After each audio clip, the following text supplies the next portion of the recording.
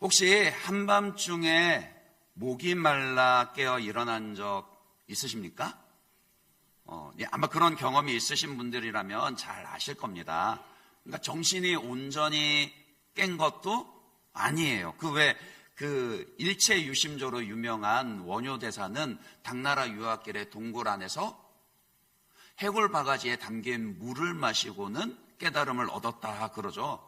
그것처럼 이 목말라 잠이 깨면 비몽사몽간에 정신이 깬 건지 아닌 건지 그것도 구분이 안 가고 그저 냉장고 문을 열고 시원한 물을 마셔 들이킬 때까지는 다른 것 생각하지를 못합니다. 그냥 몸이 그렇게 움직이는 거죠.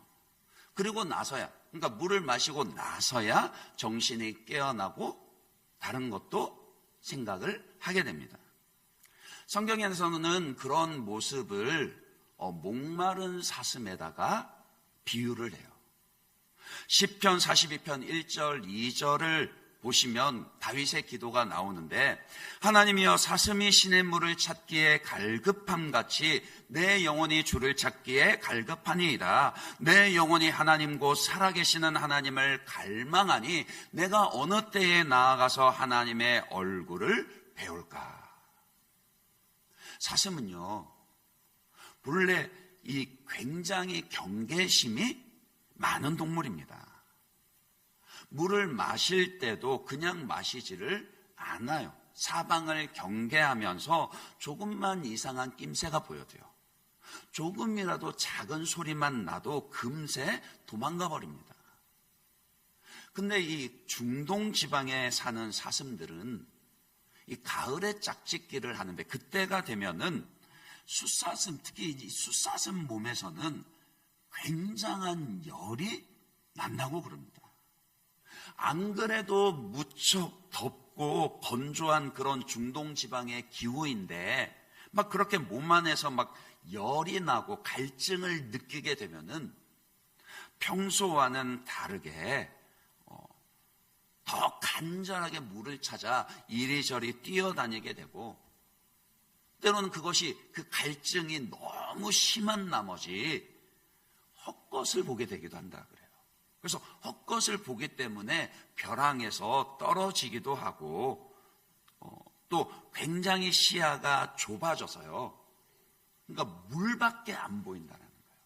물가 주변에 숨어있는 사냥꾼도 맹수도 돌아볼 겨를이 없이 그저 물만요, 그 물을 마시기까지 비몽사몽간에 깨어 일어나서 물 마시기 전에는 정신 못 차리는 것처럼 그렇게 오로지 물만 그렇게 달려들게 된다는 거예요.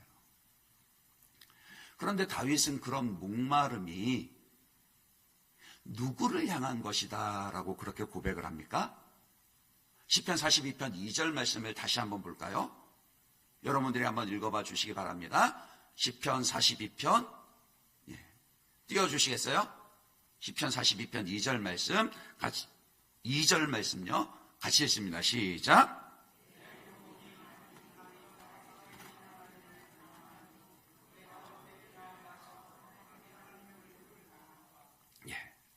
누구를 향한 갈망이라고요? 바로 하나님을 향한 갈망이요, 하나님을 향한 목마름입니다. 하나님의 얼굴을 뵙고 경험하는 것, 그것 외에는 다른 것이 눈에 들어오지 않는다라는 거예요. 하나님을 향한 목마름, 그것이 지금 우리의 신앙에도 있어야 합니다. 오늘 본문에서는 한나가 그것을 보여주죠. 한나에게도 그런 목마름이 있었다라고요. 지난주에 살펴본 것처럼 모든 인생은 각자 자기만의 결핍과 그로 인한 고통을 안고 살아갑니다. 그런데 이제 그 결핍을 어떻게 채우느냐라는 것에 따라서 달라지죠. 분인나는 투쟁을 선택했습니다. 자기가 한나를 아무리 괴롭힌다 할지라도 자기의 결핍이 채워지는 거 아니다라는 거 너무 잘 알면서도요, 그래도 그 자기의 결핍과 그로 인한 분함과 고통이 너무 크니까 그녀는 매일 아침 눈 뜨면은 그냥 한나에게 와서 들이받아 버렸습니다. 그것 때문에 한나는 날마다 눈물로 보내야만 했죠.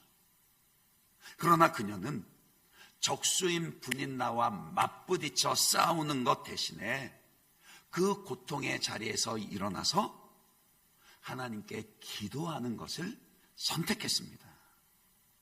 오늘은 그녀의 기도를 통해서 우리의 기도와 신앙이 어떠해야 하는지를 함께 상고하며 은혜를 나누려고 합니다. 한나는 결핍과 고통의 자리에서 일어나서 여호와의 전 문설주 앞으로, 즉 하나님 앞으로 나아가서 기도했습니다. 그냥 기도한 게 아니라 간절함으로 기도했습니다. 오늘 보면 10절에서도 뭐라고 그러죠? 한나가 마음이 괴로워서 여호와께 기도하고 통곡하며 그러죠. 그러니까 괴로운 마음으로 통곡하며 올려드리는 그녀의 그 기도는 너무너무 간절했습니다. 간절할 수밖에 없는 그런 기도였죠. 어느 정도로 간절했는가라면은 가까이에서 지켜보던 엘리 제사장이 오해할 수밖에 없을 정도로 간절하게 기도했더라고요. 12절부터 16절까지 한나와 엘리 제사장 사이에 오고 간 그 대화를 한번 살펴볼까요? 그가 여호와 앞에 오래 기도하는 동안에 엘리가 그의 입을 주목한즉 한나가 속으로 말하매 입술만 움직이고 음성은 들리지 아니하므로 엘리는 그가 취한 줄로 생각한지라. 엘리가 그에게 이르되 내가 언제까지 취하여 있겠느냐, 포도주를 끊으라 하니 한나가 대답하여 이르되 내 주여 그렇지 아니하니이다. 나는 마음이 슬픈 여자라 포도주나 독주를 마신 것이 아니요 여호와 앞에 내 심정을 통한 것뿐이오니 당신의 여종을 악한 여자로 여기지 마옵소서. 내가 지금까지 말한 것은 나의 원통함과 격분됨이 많기 때문이니이다 하는지라. 겉으로 보면은요, 한나가 기도하는 모습을 보면은 어떻게 기도를 했습니까? 일단 12절에 보시면 오래 기도했다 그랬어요. 간절함을 가지고 하나님 앞에서 오래 기도했습니다.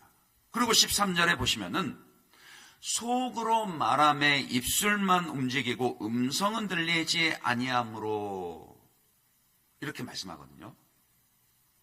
자, 그러면은 일단 입술은 움직이는데 소리는 안 났습니다.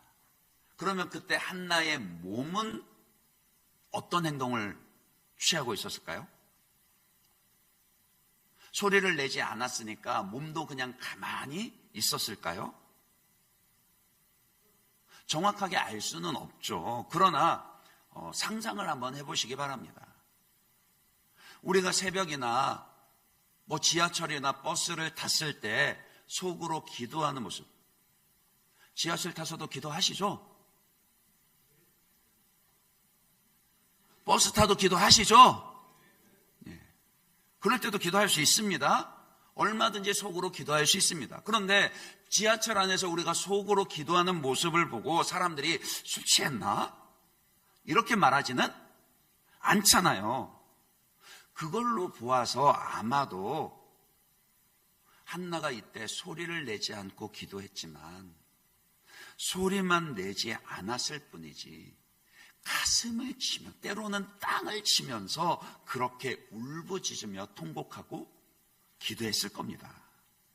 한참을 그렇게 기도하고 있으니 엘리 제사장으로서는 그녀가 술에 취한 것처럼 그렇게 보일 수밖에 없었던 것이죠.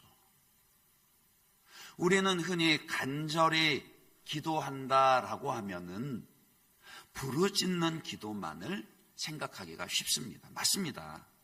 간절함이 있으면 부르짖게 되어 있습니다. 특히 한나처럼요. 지금의 결핍과 그로 인한 고통이 있으면요, 저절로 부르짖어 기도하게 되어 있다라고요. 남들이 뭐라 하건 말건, 남들이 나를 어떻게 바라보건 제발 하나님이 들어주셨으면 하는 그런 마음으로 부르짖어 간절히 기도하게 되어 있습니다. 그러나 그것만 간절한 기도는 아니다라는 거예요. 때로는 고통이 너무 심하고 너무 간절하면요, 한나처럼 소리가 나오지 않는 경우도 있습니다. 때로는요, 소리 없는 부르짖음이 더 큰 부르짖음일 수도 있다라고요. 그러니 우리는 단지 기도의 외적인 모습만 바라보고 함부로 판단해서는 안 되겠죠. 때로는 부르짖어 기도할 수도 있고요. 때로는 손을 들고 기도할 수도 있고요. 또 때로는 침묵으로 기도할 수도 있습니다. 중요한 것은요, 기도할 때 중요한 것은요, 어떤 외양으로 기도하든 기도는 간절해야 합니다. 부르짖음에도 간절함이 있어야 하고 침묵 속에도 간절함이 있어야 합니다. 하나님은 우리의 간절한 기도를 들으시고 기뻐하시며 응답하십니다. 그런 의미에서요, 여러분은 간절하십니까? 여러분의 기도에는 간절함이 있으십니까? 아니, 간절한 기도를 하고는 계십니까? 한나처럼 저는 하나님이 아니면 안 됩니다, 이런 간절함으로 부르짖고 있냐라는 겁니다. 이 부분은 제가 알 수 없죠. 말씀드렸듯이 외양만 보고서는 알 수 없기 때문입니다. 그러나 감출 수도 없습니다. 목마른 것은요, 감출 수 없다라니까요. 모두가 일정한 행태로 간절함을 표현하는 것이 아니다라는 뜻으로 알 수 없다, 그리 말씀드리는 거지. 부르짖어 기도를 하든 침묵으로 기도를 하든 하나님을 향한 이 간절함은요, 감출 수가 없습니다. 육체의 목마름도 감출 수가 없는데 영적인 목마름을 어떻게 감춘단 말입니까? 오해를 해서 그렇지 엘리 제사장 눈에도요, 한나의 간절함이 보였다라고요. 술 취해서 기도하는 것으로 보일 만큼 다른 사람 눈에도 그녀의 간절함이 보였습니다. 간절함을 가지고 하나님을 찾는 자리로, 간절함을 가지고 은혜의 자리로 나오는 게 보였다라고요. 만일 여러분이 정말 여러분의 마음과 기도에 간절함을 가지고 있으면 여러분 자신이 먼저 알 겁니다. 그리고 다른 사람들에게도요, 감출 수가 없더라고요. 저는 정말 우리 모든 성도님들에게, 저와 여러분 모두에게 이와 같은 간절함이요, 하나님을 향한 간절함과 목마름이, 우리의 간절한 기도가 회복되기를 바랍니다. 그 은혜가 있으시기를 축복합니다. 그런데 한나의 기도를 가만히 살펴보면요, 또 놀라운 점이 있어요. 11절입니다. 11절 말씀 여러분 한번 읽어봐 주시겠어요? 같이 읽습니다. 시작.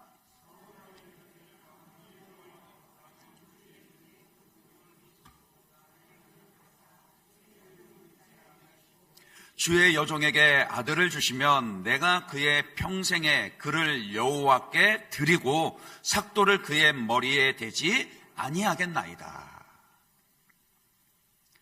한나가 기도한 내용이요, 그녀가 그렇게 간절함으로 부르짖어 기도한 기도의 내용을 한 단어로 요약하면 뭐죠? 아들이지 않습니까? 하나님, 제게도 아들 주십시오. 저도 아들을 낳을 수 있게 해주세요.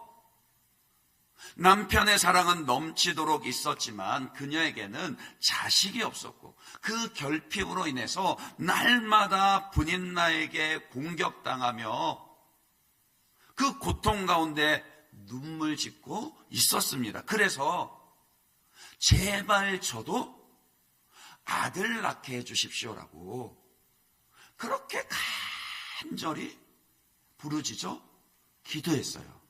맞죠? 예. 그런데 그녀가 기도 중에 지금 어떤 소원을 합니까?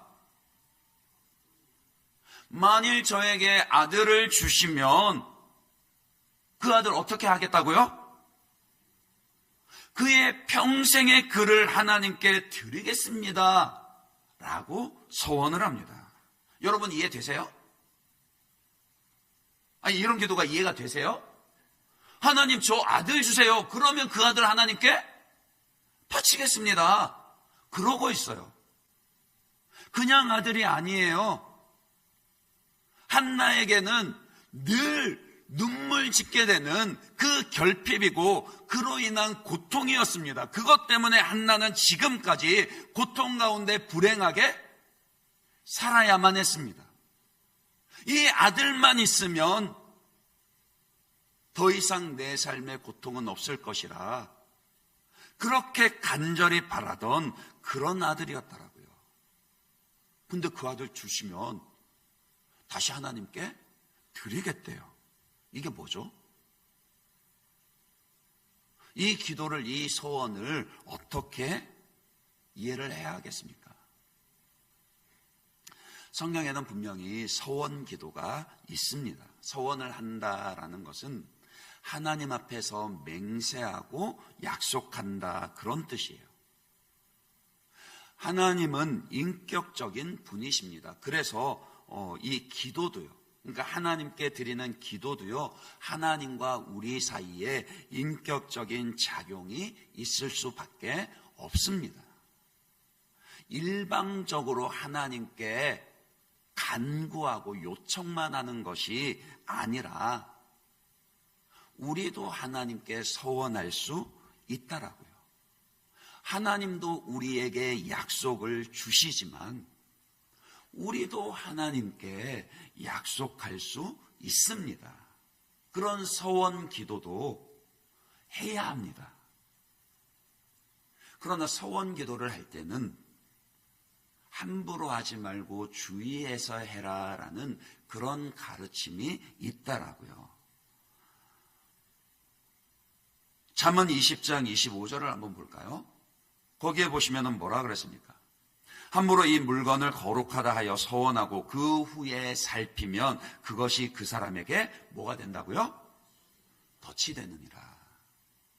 그러니까 하나님 앞에 맹세를 하거나 약속을 하고 나중에 정작 그 약속 지키려니까 아까워서 할까 말까 그러면은 그게 오히려 유익이 아니라 덫이 된다라고요.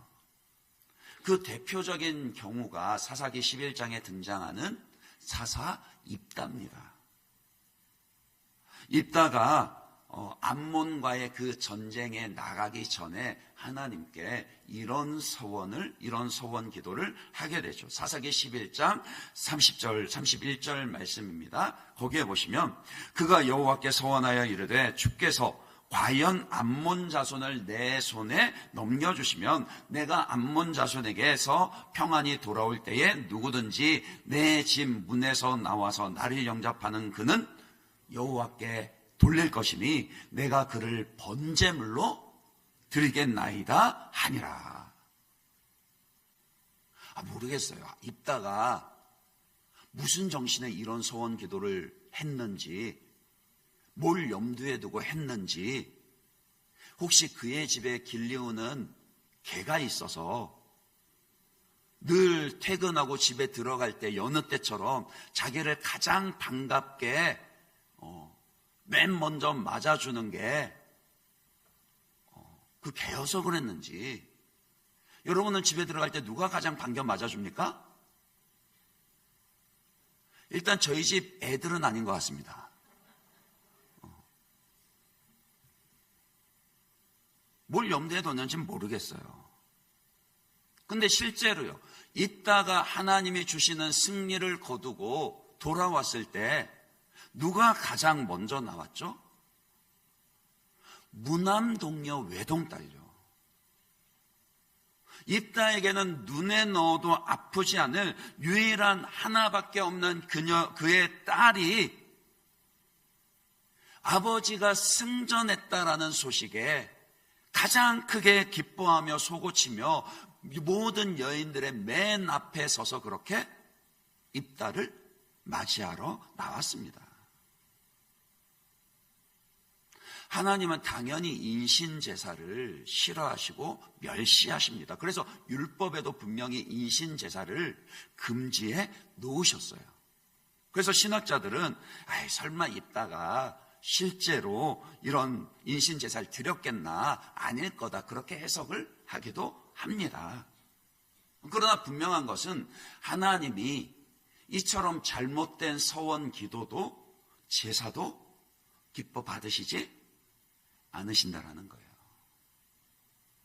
어쨌든 오늘 본문은 이걸 얘기하려고 하는 건 아니니까요. 중요한 포인트는 뭡니까?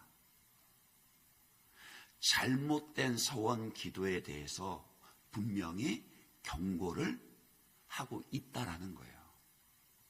근데 이 말씀은 다르게 생각하면은 하나님은 그만큼 우리의 서원 기도를 귀하게 보신다는 그런 뜻이기도 합니다. 하나님도 우리에게 주신 약속을 반드시 지키시지만 자녀된 우리도요, 하나님께 약속한 것을 반드시 지키기를 기대하십니다. 여러분 그렇지 않나요? 여러분 자녀에게 한 약속 지키십니까? 안 지키십니까? 안 지키세요? 지키려고 노력하시죠? 지키시죠? 여러분 자녀들이 여러분에게 한 약속은 지키기를 원하십니까? 아무렇지도 않게 생각하기를 기대하십니까? 하나님도 그렇다라고요. 하나님이 신실하신 것처럼 자녀된 우리도 신실하기를 원하시고, 그래서요, 하나님은요, 우리의 좋은 아빠 되시는 하나님은 우리가 하나님께 약속하는 것도 귀하게 여기실 뿐만이 아니라 한번 약속을 하면 그 약속을 반드시 지키라 하십니다. 그래서 시편 15편 4절에 보시면 여호와의 장막에 머무를 자의 조건들을 여러 가지로 나열을 하는데, 그 중에 뭐가 있냐면요, 그의 눈은 망령된 자를 멸시하며 여호와를 두려워하는 자들을 존대하며, 그 다음에 같이 한번 읽어볼까요? 여러분 한번 읽어봐 주세요. 시작.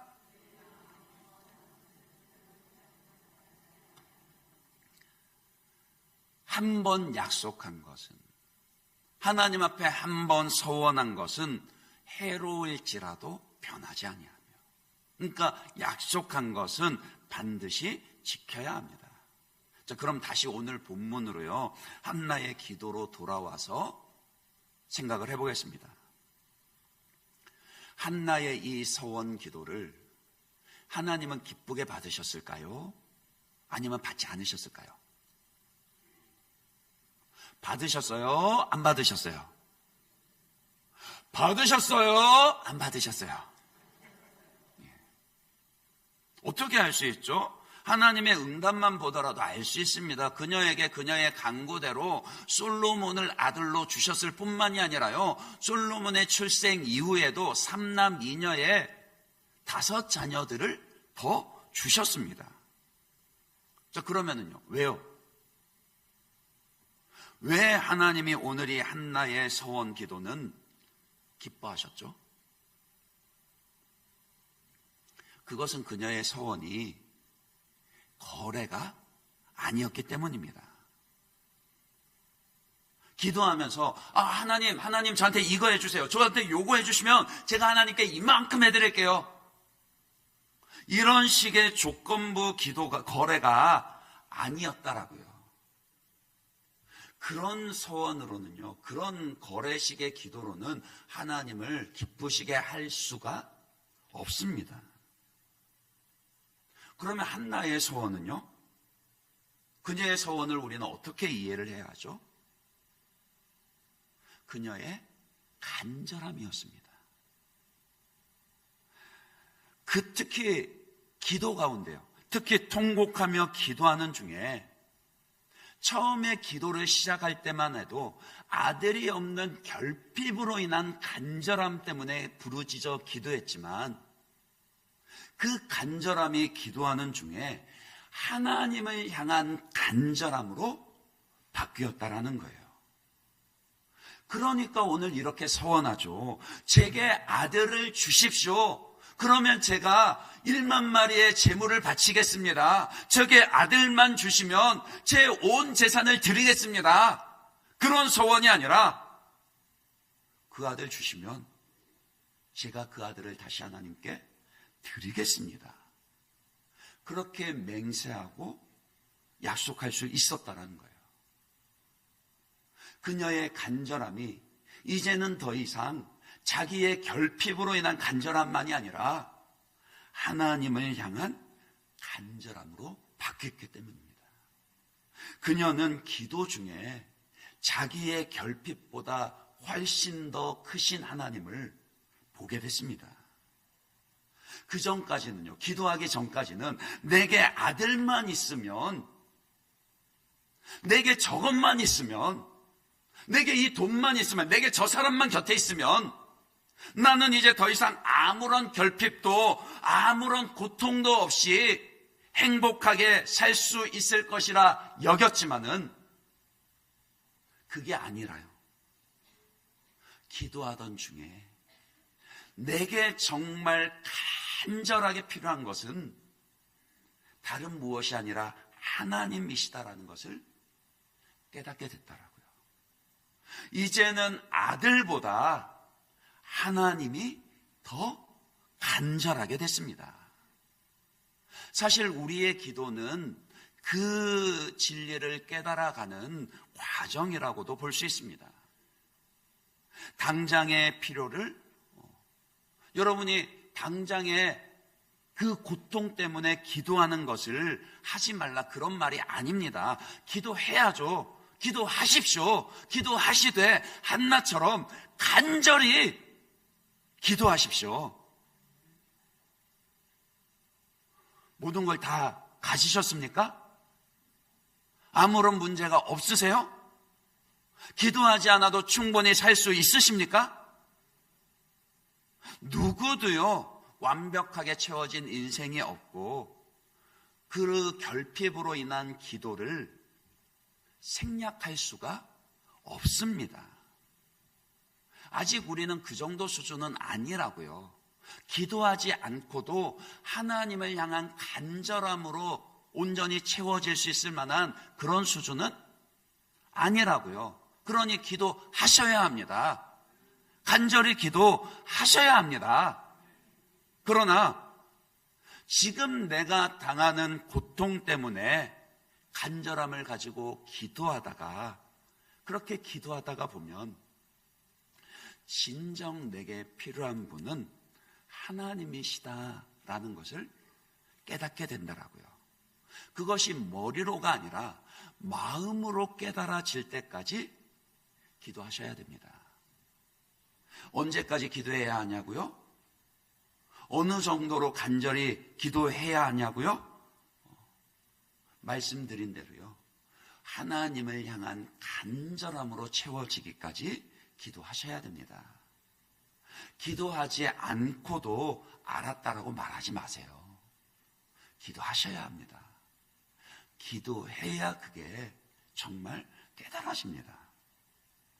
다시 오늘 본문으로 돌아가서요, 함께 읽지는 않았지만 바로 앞에 5절 6절 말씀을 한번 볼까요? 5절 6절 말씀에 보면은 뭐라 그랬습니까?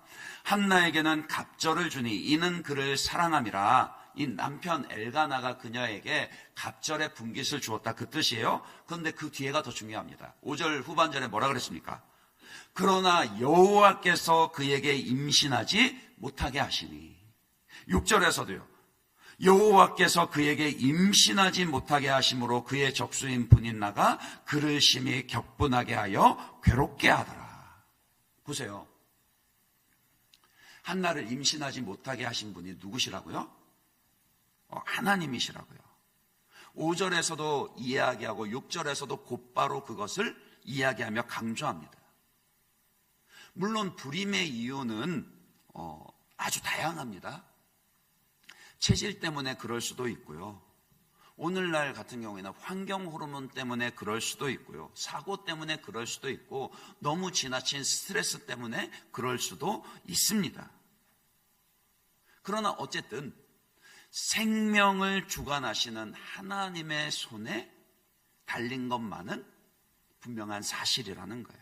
그러니까 한나가 겪은 이 결핍과 그로 인한 고통도 궁극적으로는 하나님이 허락하셨기 때문입니다. 하나님이 허락하지 않으셨으면 이런 결핍과 고통도 없었을 겁니다. 그럼 묻지 않을 수 없죠. 왜 하나님은 그녀에게는 아들을 주시지 않으셨을까요? 또 왜 나중에는 그녀의 기도를 들으시고 아들을 주셨을까요? 한나로 하여금 기도하게 하기 위해서입니다. 함축해서 결론만 말하면요, 그녀로 하여금 기도하게 하기 위해서입니다. 그녀에게서 오늘의 이 소원을 이끌어내기 위해서입니다. 아들을 향한 그 간절함이 하나님을 향한 간절함으로 바뀌도록 하기 위해서라고요. 이것이 은혜입니다.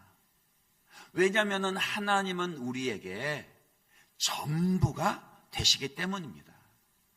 정말 우리에게, 정말 여러분에게 필요한 분은 다른 누가 아니라 하나님이시기 때문이라는 거예요. 한나가 받은 기도 응답에서도 이 진리가 확인이 됩니다. 오해가 풀린 엘리 제사장이 그녀에게 이렇게 축복을 하죠. 17절입니다. 17절에 보시면 엘리가 대답하여 이르되 평안히 가라. 이스라엘의 하나님이 내가 기도하여 구한 것을 허락하시기를 원하노라. 한나는 이 제사장의 축복을 기도의 응답으로 받았습니다. 믿음으로 하나님께서 응답하실 것에 대한 사인으로 받았다라는 거예요. 그러니까 그녀가 어떻게 달라지죠? 기도하기 전의 모습과 비교해서 기도한 이후의 한나의 모습이 어떻게 달라지냐라고요. 18절입니다. 18절은 여러분 한번 읽어보시겠습니까? 같이 읽어보겠습니다. 시작.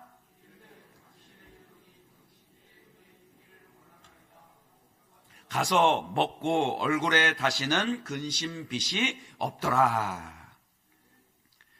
기도하기 전에는 어땠었어요? 아무리 곁에서 남편이 위로하고 또 위로를 해도 그 모든 위로를 다 거절하고요. 어찌하여 울며 어찌하여 먹지 아니하며 어찌하여 슬퍼하느냐. 그냥 어찌하여 인생이었습니다. 그런데 기도하고 나니까 어떻게 달라졌죠? 가서 먹습니다. 여기서 이 먹는다라는 말은요, 더 이상 자기의 결핍으로 인해 고통당하지 않고 한나 때문에, 그 분인나 때문에 눈물 짓지 않았다라는 그런 뜻이에요. 생각해 보세요. 한나가 기도하고 나서 분인나가 바뀌었겠습니까? 바뀌었겠어요?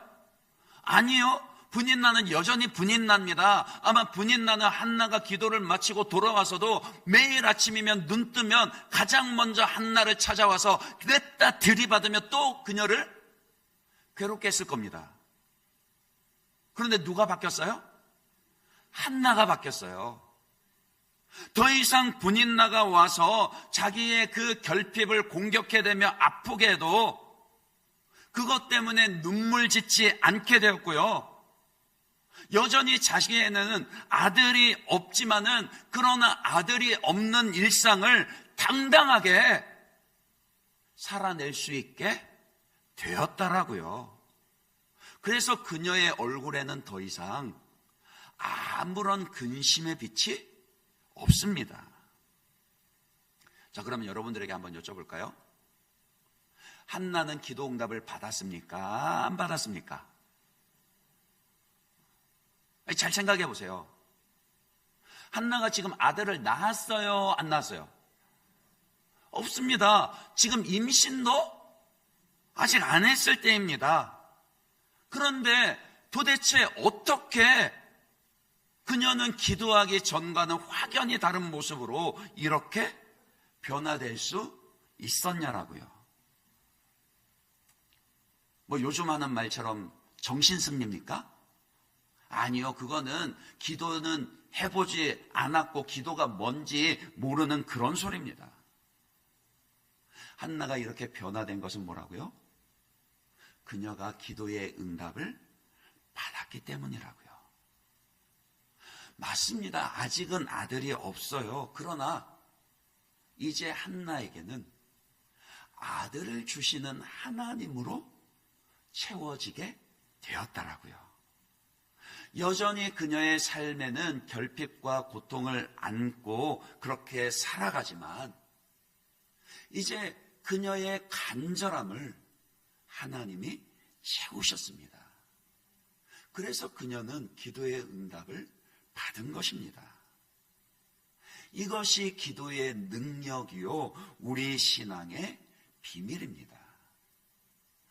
저와 여러분이 기도하면서 맛보아야 하는 은혜요, 비밀이라고요. 이 비밀을 맛본 바울도요, 동일한 고백을 합니다. 빌립보서 4장 11절에서 13절 말씀입니다. 거기에 보시면 바울이 이렇게 고백을 하죠. 내가 궁핍함으로 말하는 것이 아니니라 어떠한 형편에든지 나는 자족하기를 배웠노니 나는 비천에 처할 줄도 알고 풍부에 처할 줄도 알아. 그 다음부터 같이 한번 읽어볼까요? 모든 일 곧 배부름과 배고픔과 풍부와 궁핍에도 처할 줄 아는 일체의 비결을 배웠노라. 내게 능력 주시는 자 안에서 내가 모든 것을 할 수 있느니라. 바울이 말하는 일체의 비결이 바로 이것입니다. 어떠한 형편에서든지 자족할 수 있는 일체의 비결은요, 기도하지 않고는 절대 알 수 없는 겁니다.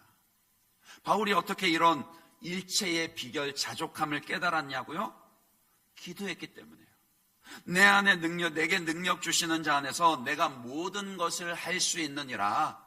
이렇게 당당하게 고백할 수 있었던 것은 그가 하나님으로 채워졌기 때문입니다.